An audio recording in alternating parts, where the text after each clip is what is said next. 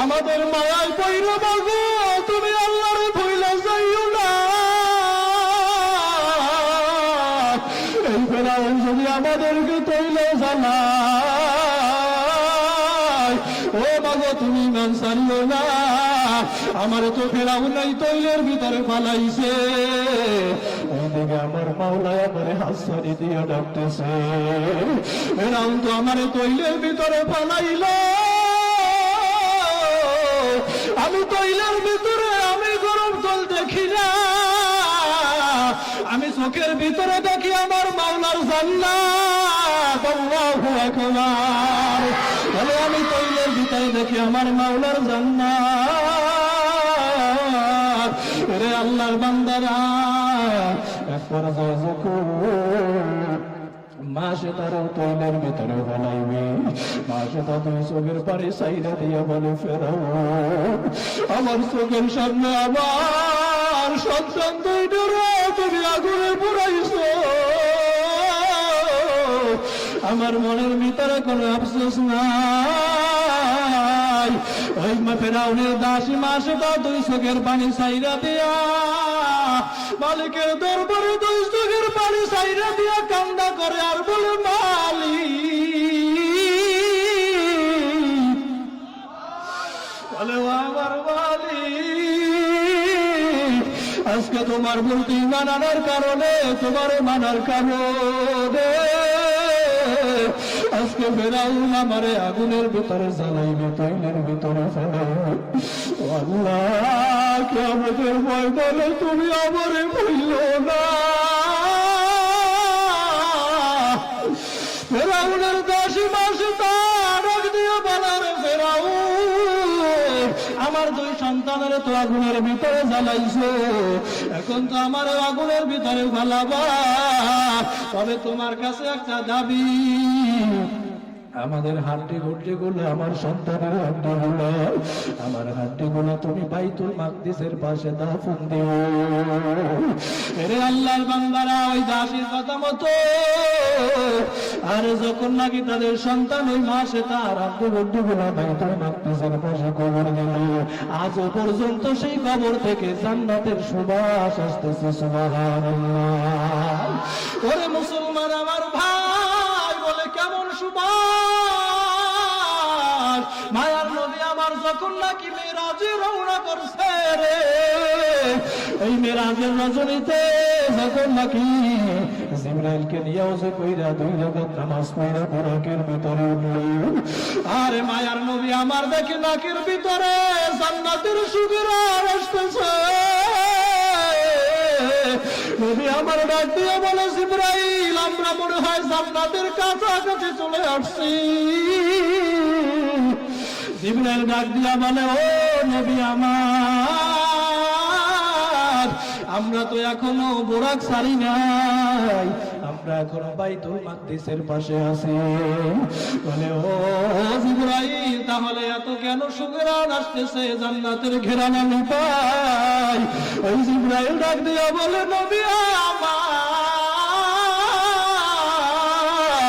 ওই যে ফেরাউনের দাসী মাসে তার ছেলে সন্তানেরা এখানে তাদের হয়েছে কবর, তাদেরকে দাফন দেওয়ার এখানে পর থাকে। ও মায়ার নবী আমার, এইখান থেকে শুধু জান্নাতের ঘেরান আসতেছে। আল্লাহু আকবার। ওরে মুসলমান আমার ভাই, কেমন ঈমান আনছিল তারা, আর আপনি আর আমি কেমন ঈমানদার হইলাম। আজকে আপনার আমার প্রতি তো আল্লাহর ভয় নাই। আল্লাহ আবার বলছেন, 1 নম্বরে মেসেজ দিয়া বলছে, ও ঈমানদারেরা তোমরা আমি আল্লাহ পাক রব্বুল আলামিনকে ভয় করো।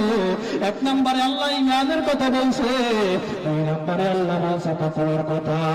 এরে মুসলমান আল্লাহর গোলাম, আল্লাহ বলছেন ইত্তাকুল্লাহ ইত্তাকুল্লাহ।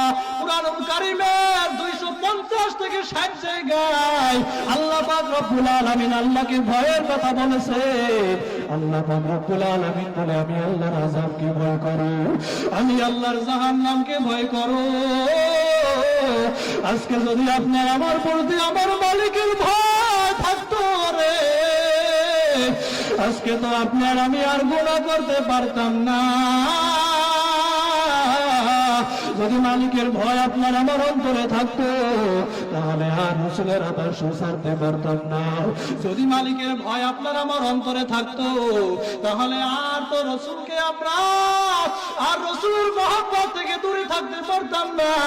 যদি আল্লাহর ভয় থাকতো তাহলে তো আমার রাসূলকে জীবন দিয়ে আমরা ভালোবাসতাম। মুসলমান আল্লাহর গোলাম মায়ার নবীকে আমার নবী আমার হযরতে ওমর রাদিয়াল্লাহু তাআলা আনহুকে বলতেছে, ওমর তুমি আমি রাসূলকে কেমন ভালোবাসো? ওমর রাদিয়াল্লাহু তাআলা আনহু বলতেছে, ও মায়ার নবী আমার, আমি আমার দুনিয়ার সব কিছুর চেয়ে আপনাকে বেশি ভালোবাসি। মায়ার নবী আমার বলতেছে, ওমর এখনো পর্যন্ত আমি নবীকে ভালোবাসা হয় নাই।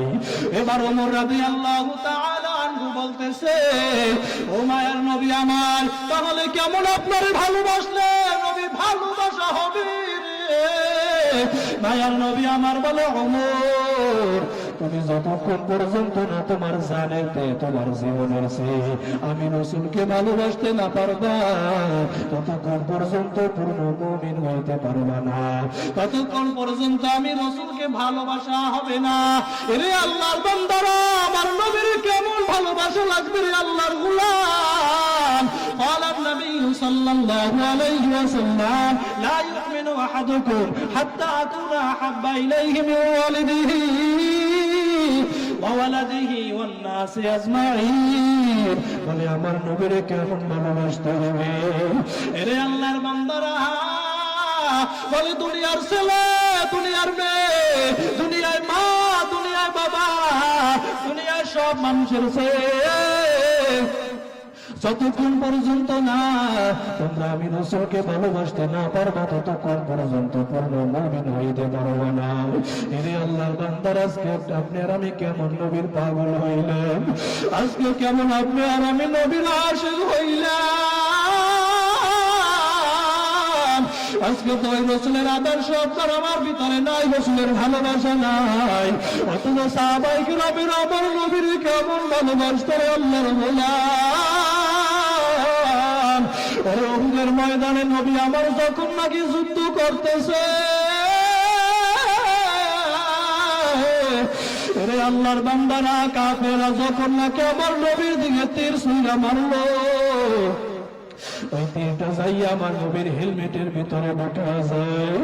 ওরে হেলমেটের করা আমার নবীর মাথার উপরে, মাথার ভিতরে ঢুকে যায়। আমার নবীর মাথা থেকে রক্তগুলা টপ টপ করিয়া গড়াইয়া গড়াইয়া আমার নবীর জুতা মুবারক আটকাইয়া যায়। আমার নবী বেহুশ হইয়া পড়িয়া যায়। সাহাবায়ে কেরামেরা দৌড়াইয়া আমার নবীর কাছে যখন নাকি আসলো, আবু বকর, ওমর, ওসমান, আলী সহ সাহাবায়ে কেরামেরা আমার নবীর কাছে যখন নাকি আসলো, মায়ার নবী আমার কিছুক্ষণ পর হুঁশ হইয়া তাকাইয়া দেখতেছে, ওরে আবু বকর, ওমর, ওসমান, আলী আমার নবীর পাশে বসা। নবী আমার হুঁশ হওয়ার পর বলে, আবু বকর, ওমর, ও সাহাবায়ে কেরামের দল, তোমরা আমার এখানে বসে থেকে না জানি কাফেরেরা আবার আমার সাহাবায়ে কেরামদেরকে মারে। তোমরা তাড়াতাড়ি যাও যাও যাও, আমার সাহাবায়ে কেরামের কাছে যাও।